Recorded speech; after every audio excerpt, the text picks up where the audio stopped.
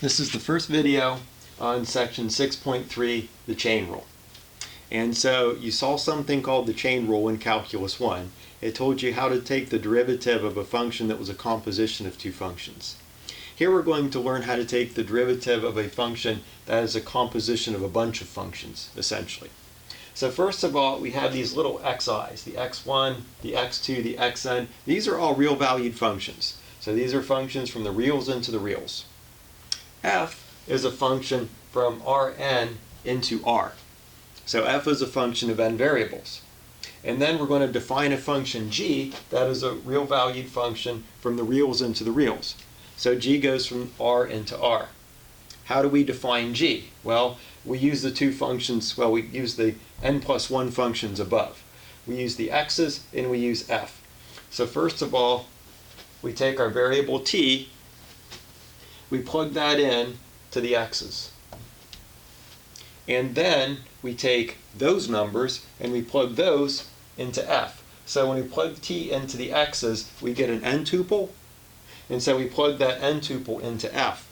And that's how we define a real valued function g. We do it using n real valued functions and a function from Rn into R. If it turns out that these and f are differentiable, then g is differentiable, and here's the formula for the derivative. We use the partial derivatives of f, we use all of them. So first of all, we have the partial derivative of f with respect to the first variable, and we, just like in Calc 1, we take derivatives with respect to the outside function and leave the inside function alone. So we have a derivative with respect to the first variable, and we just leave these things alone. Then we multiply by the derivative of x1. So we have x1 prime of t. We do that for I equal 1 to n. So we add up all of these down to the last one. We take the partial derivative with respect to the nth term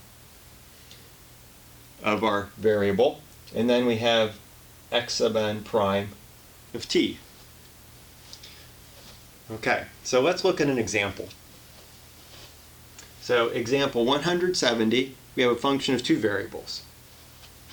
So z is a function of two variables, x and y. So z is e to the x, y squared plus y.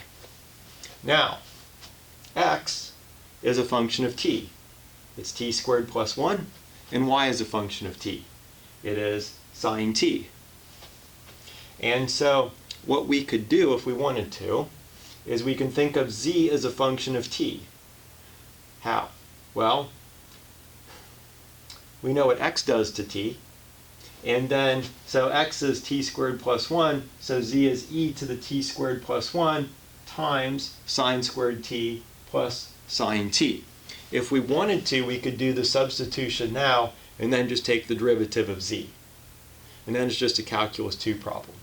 But let's use the chain rule. So we take the partial derivative of z with respect to x, and we take the partial derivative of z with respect to y. And we have these.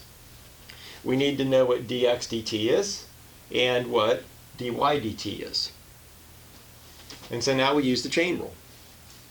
We take the partial derivative with respect to x and we multiply by dx dt.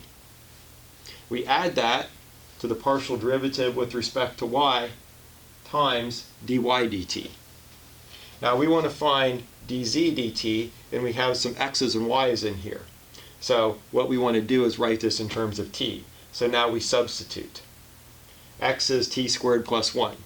So we have e to the t squared plus 1. Y is sine t. So we have sine squared t. And then our 2t is our 2t. And again, we substitute here. So x is t squared plus 1, y is sine t, and we do our substitution here. And so dx dt is this function.